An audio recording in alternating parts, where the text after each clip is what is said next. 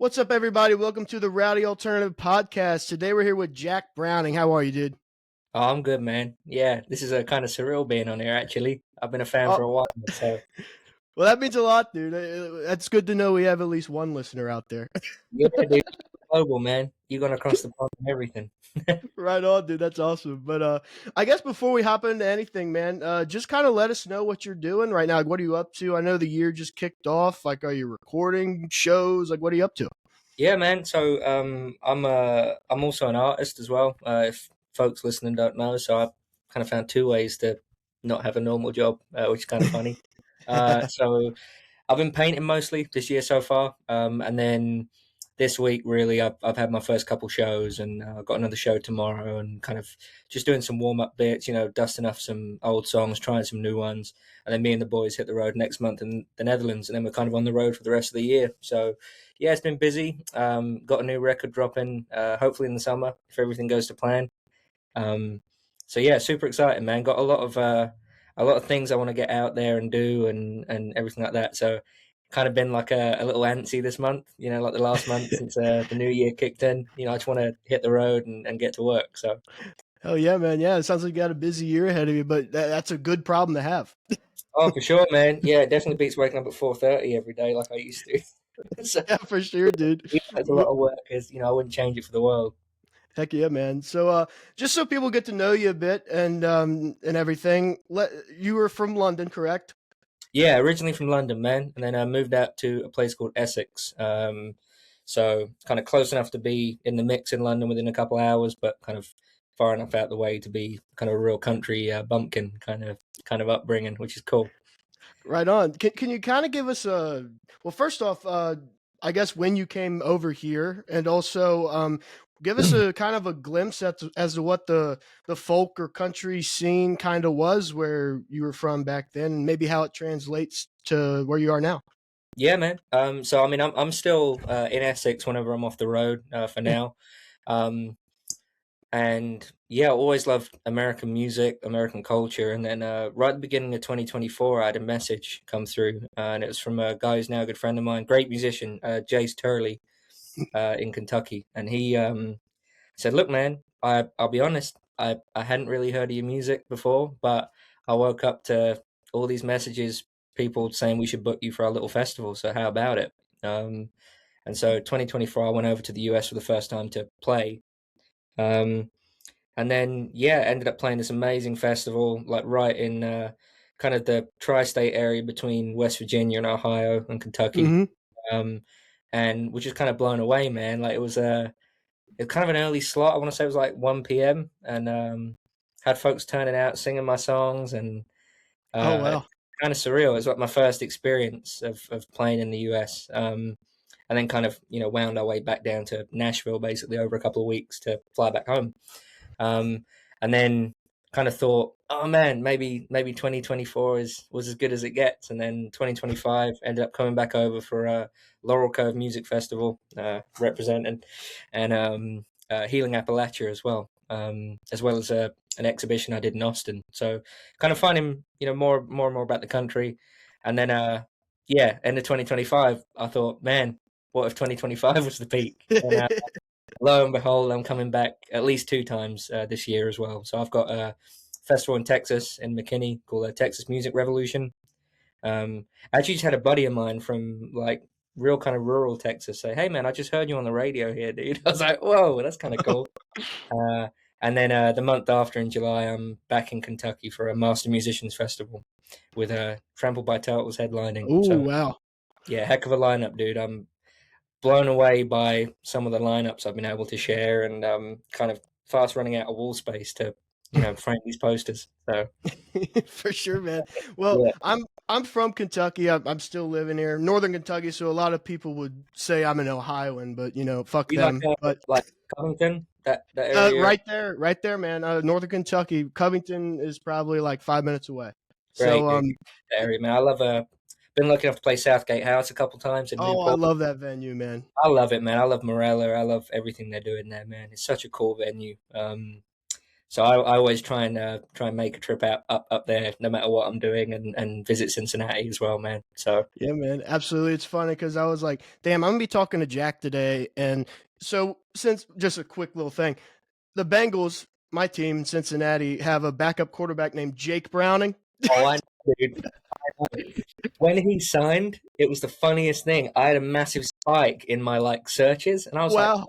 we were all like, "What's going on?" Because I follow like the NFL, I follow like NCAA and the NFL. I love American football. Um, so I was kind of like, man, I just couldn't figure it out. And then a friend of mine who lives in London, a great dude called Tom, he used to live in Cincinnati, and he's a huge Bengals fan.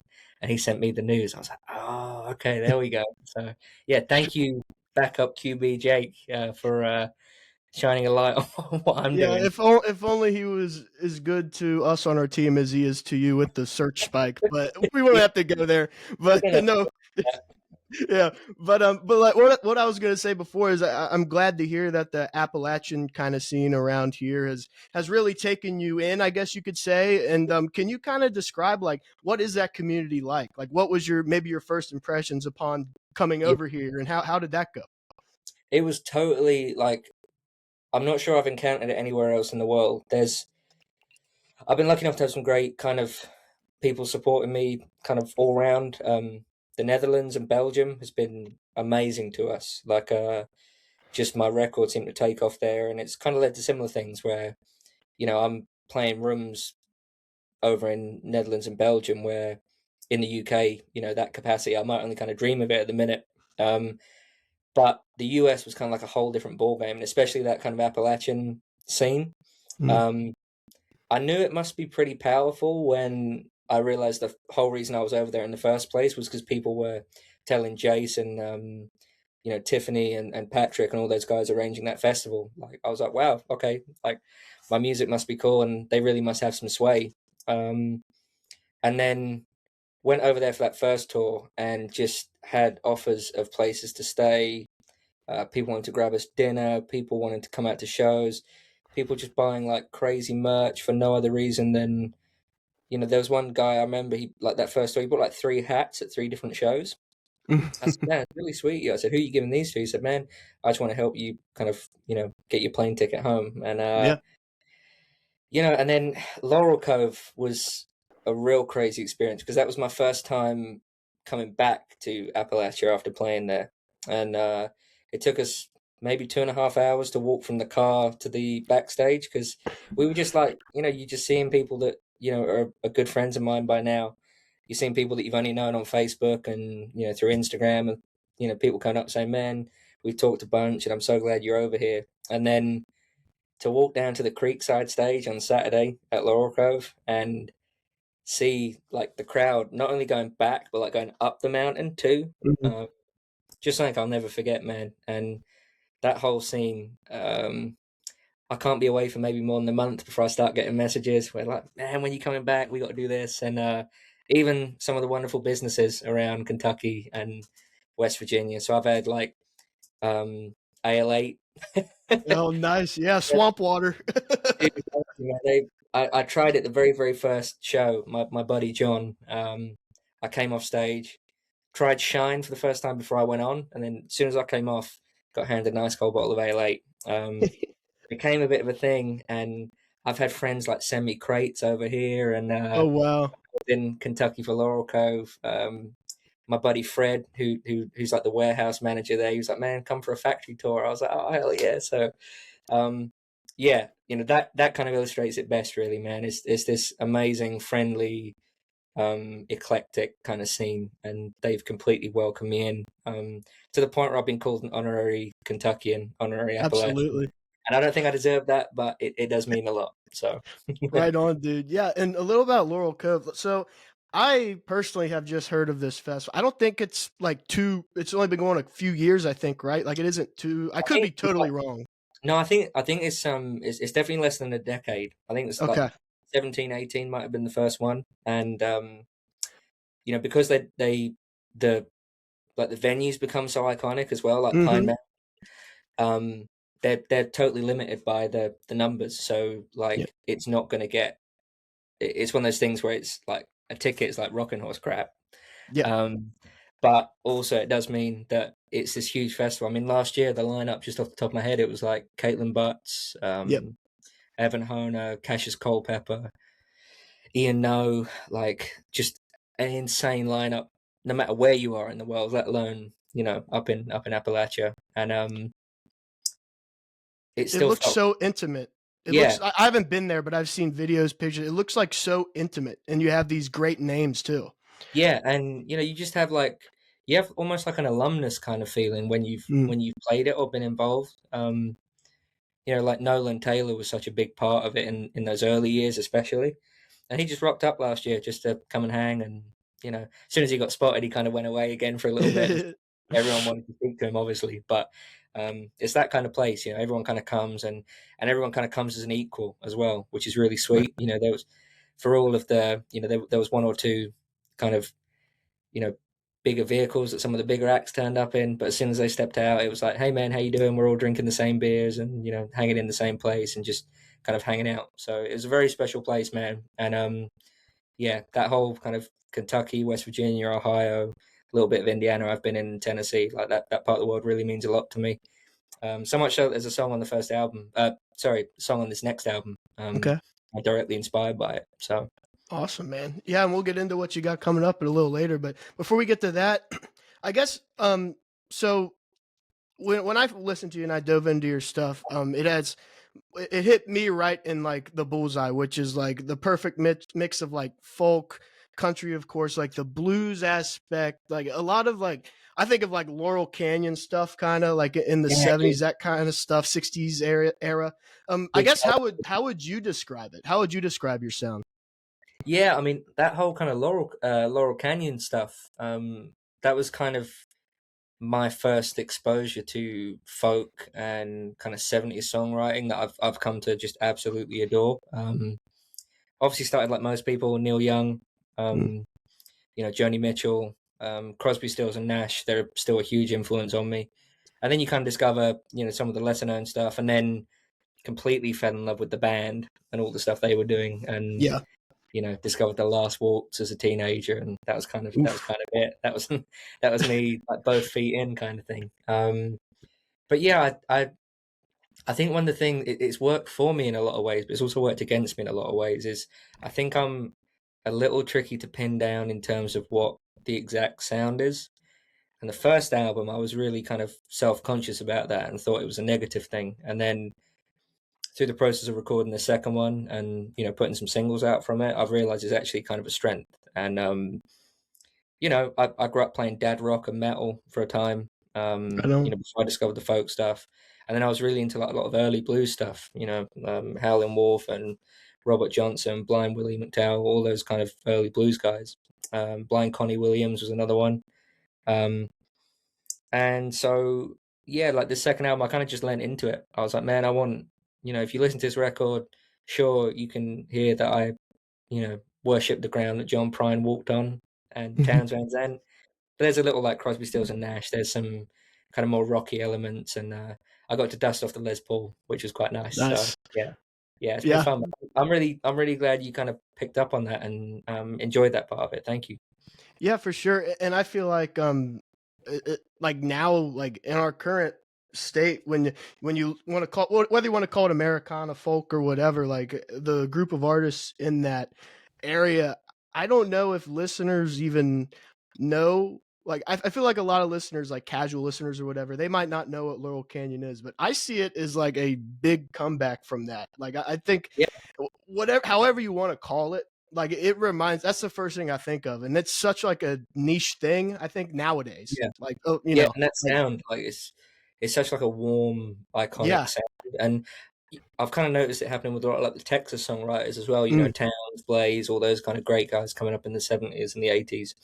Um, Guy Clark. A lot of people are kind of rediscovering that, which is really cool because I've been a fan of those guys since kind of it was a little bit strange, if that makes mm, sense. I mean, I'm 28, so I'm not like super like young, but even still, when I was kind of first doing this stuff, 2018, 2019, it was a little bit like, why are you listening to that?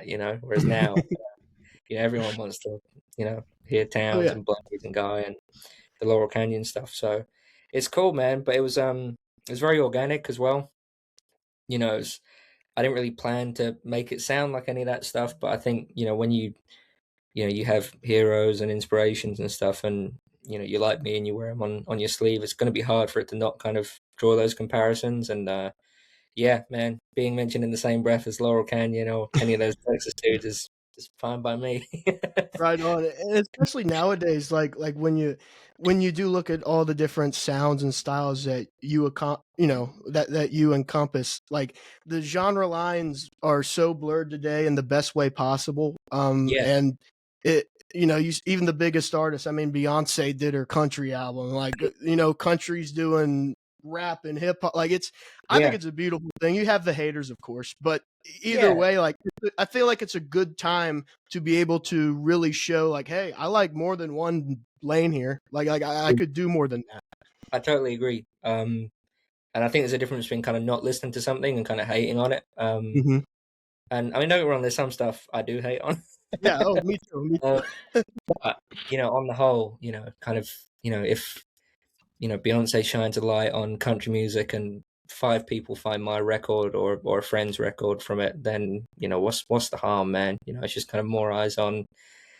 If you don't think, for example, Beyonce or Lana Del Rey when she announced it was doing it properly, then at least maybe you might find some folks that by whoever's classification is doing it properly. But Yeah. um, I'm a sucker for it, man. My playlist is eclectic as hell. Oh Um, yeah. yeah, especially my like if I'm training or something, something. Mhm. My playlist is crazy. It's like Attitude Era WWE tunes, like 90s hip hop. Then like there's some like soundtrack stuff in it. And I'm like, Shawn Michaels. dude, that adds like 10 kg either side to my lift, man. I swear. Like I don't have the physique of Shawn Michaels, that's for sure. Um, That theme song though. yeah, dude. Yeah, for sure, dude. But no, it makes sense. It's completely normal now. Like I relate to that a lot. Like one of my favorite bands are like the Beatles and Limp Bizkit. Like it's there's no rules to this shit. And just from that, I know you also watched WWF growing up as well. Yeah, I watch a lot of replays as well all the time. Usually when I'm a little tuned up on a Saturday night, throw on Stone Cold Returns or something. I don't know. Dude, honestly, man, I'm a sucker for like a full match elimination chamber rewatch. Yeah, for sure, dude. Awesome. So let's talk a bit about like your songwriting in particular. Yeah. This is my favorite thing to ask artists is when you write, when do you know a song is finished? I feel like it might be easy as an artist to maybe overdo it and like, or maybe they think they're underdoing it and just get real in their head maybe about it. Like, when do you know a song is finished? So I'm really terrible at preparing for the studio. Um, and again, with the first record, I thought it was a negative. The second record made me realize it is a negative, but it is a viable way of doing things. So a lot of the stuff was kind of at least finalized in the studio. A lot of it was written, in the studio in the live room. Kind of expanded on ideas. And it was generally kind of when we'd be wrapping up like a 3-day session or like a 4-day session, and we'd all kind of sit in the control room. My buddy who produced it, Dan, he'd play it back for us, and it was kind of when we'd all turn around and just like nod, be like, all right, Mm. I think it's done. I'd always leave there with like, maybe I'll throw this on it, maybe I'll throw that on it. But generally speaking, once I kind of left the studio, it was there was some overdubs and some things that I had in like the grand plan of it all. But yeah, most of the time, it's like if I sit down to try and write, I end up coming up with nothing. Mm. Whereas, as you said, if I'm a little tuned up on a Saturday and I'm not playing, and I pick up the guitar and start playing something, that's normally when the songs that, if not my best, but kind of the most popular ones have come out. Mhm. Um, because anytime I say like I'm gonna go and sit down and write a song, I've never had anything kind of worth a damn come out of that.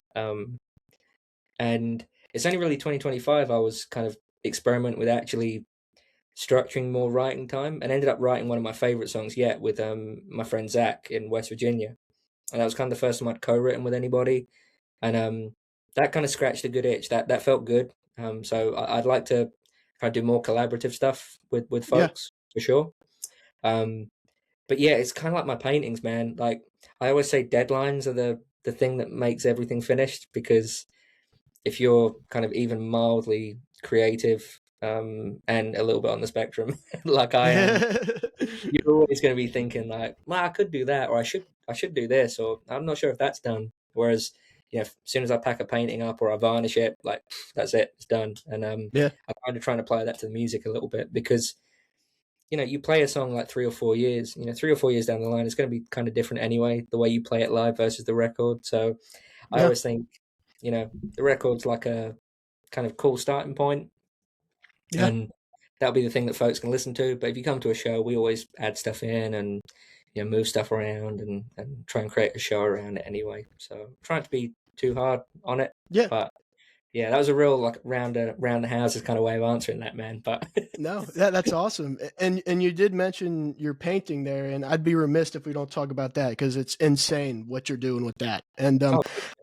I guess first off, man, like has that I'm assuming from the looks of it, you've been painting a while. And like has that been like kind of going on like as long as your music? What kind of prompted you to start that? yeah, I mean, I was always drawing and kind of sketching as Mm, a kid. I remember I had a great hustle in like I think it would be elementary school for you guys, the equivalent of like yeah.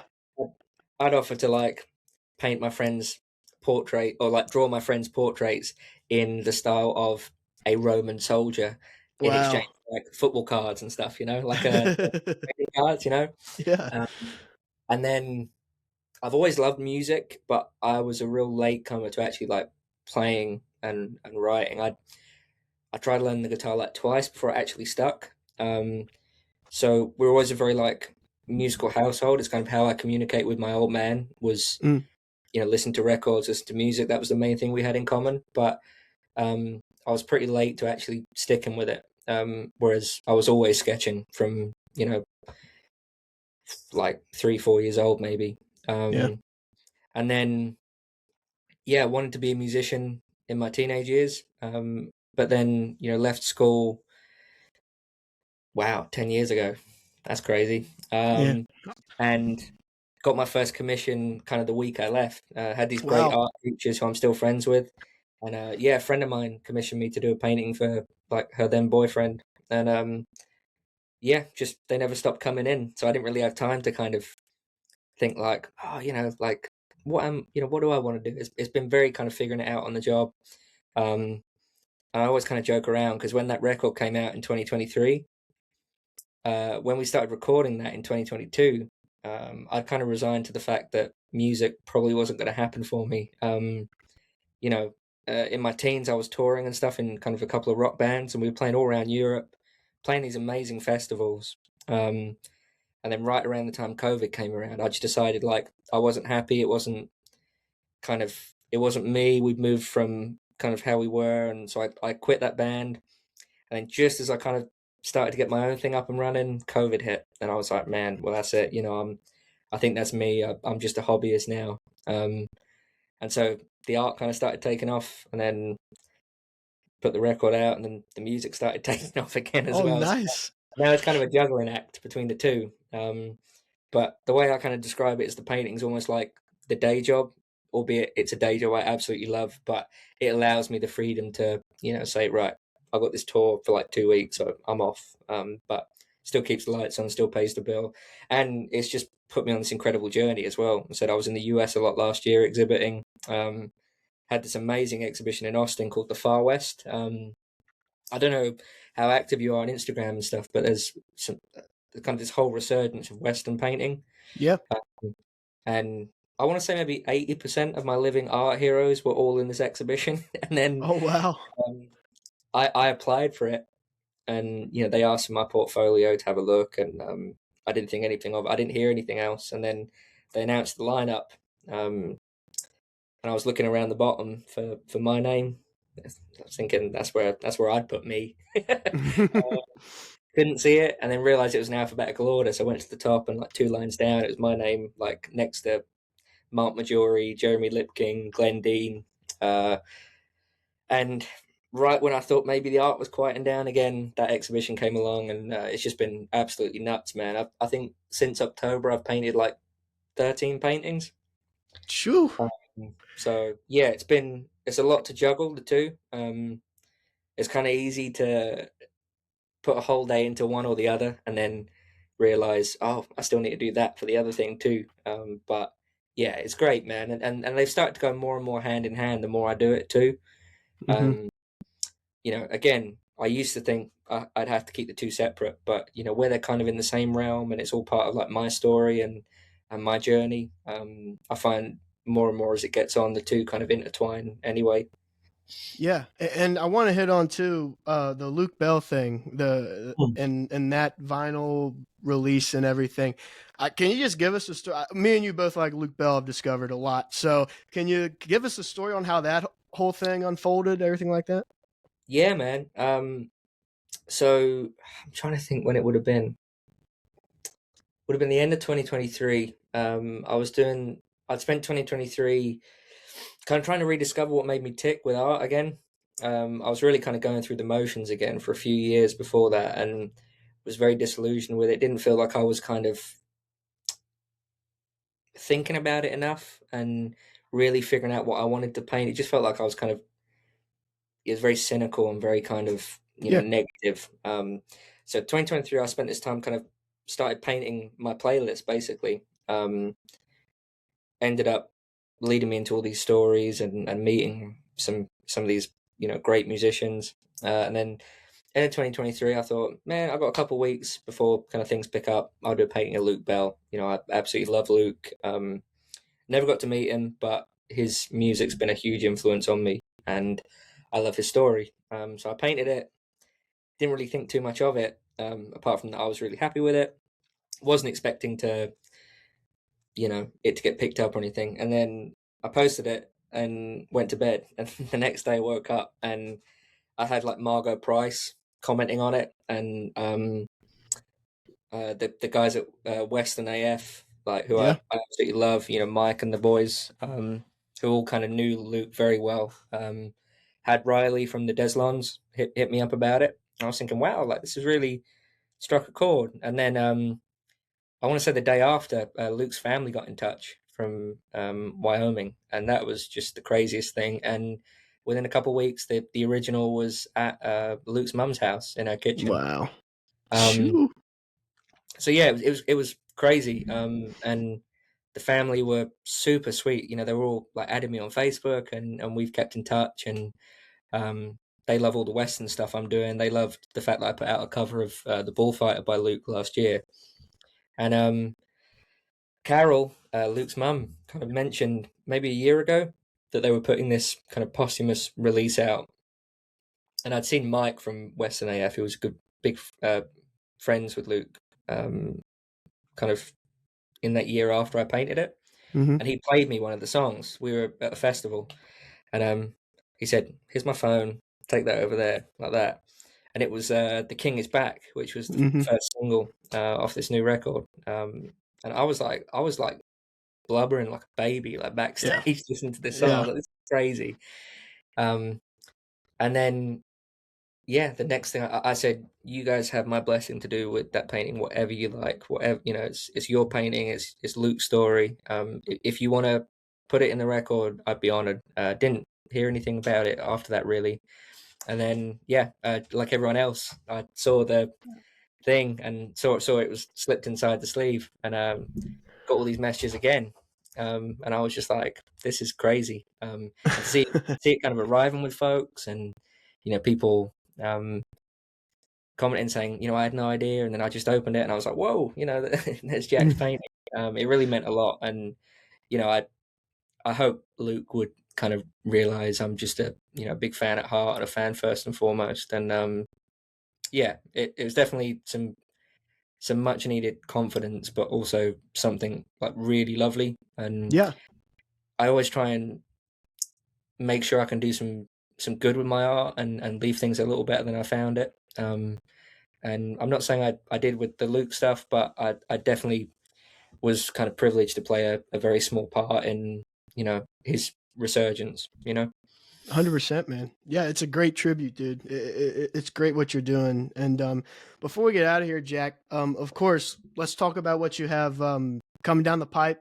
Whether it's new music, I know you mentioned a new album possibly coming up. So just Yeah, man. spill the beans. Tell us what you got coming. Yeah, dude. So as I said, me and the boys are on the road over here in Europe from next month, and then I'm in the US in June and July. There'll be some others as well, but that's kind of what we've got on the horizon. I'm looking at my old man calendar on the wall. I still keep like a paper. It was actually Pat Reedy that taught me that. He carries around a paper calendar. I was like, all right, I'm gonna steal that.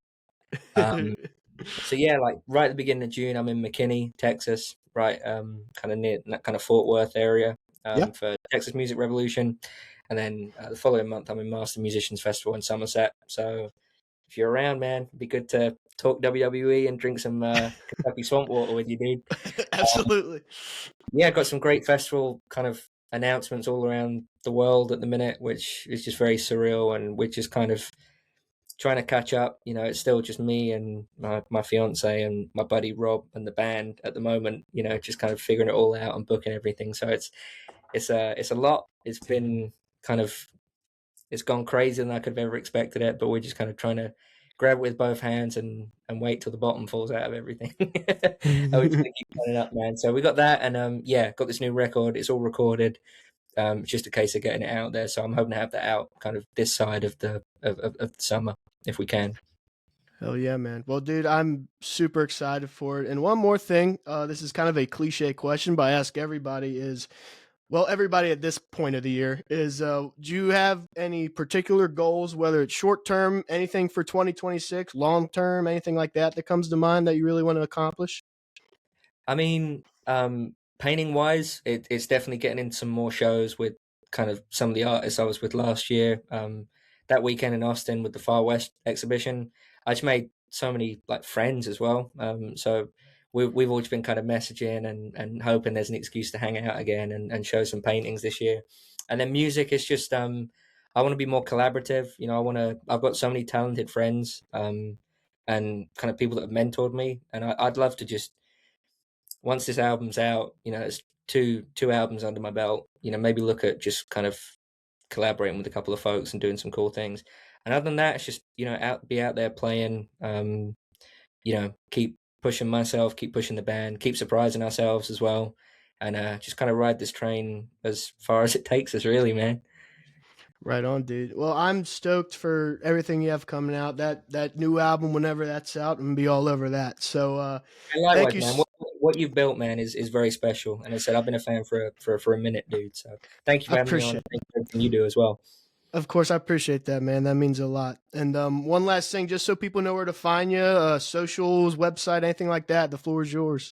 Yeah, man. JackBrowning.co.uk. And then if you find me on Instagram, if you type in at Jack Browning, you'll find me on Facebook, and I've got all my links on there. And you can see where I'm playing next and grab a ticket. So Right on. Y'all make sure to do that. Jack, again, thank you so much. Also, cheers, man. guys, check out. Yeah, also, you guys check out Ray's Rowdy Alternative. Google us, we'll show up. We're on everything. So we'll see you guys next time. And yeah, we'll see you.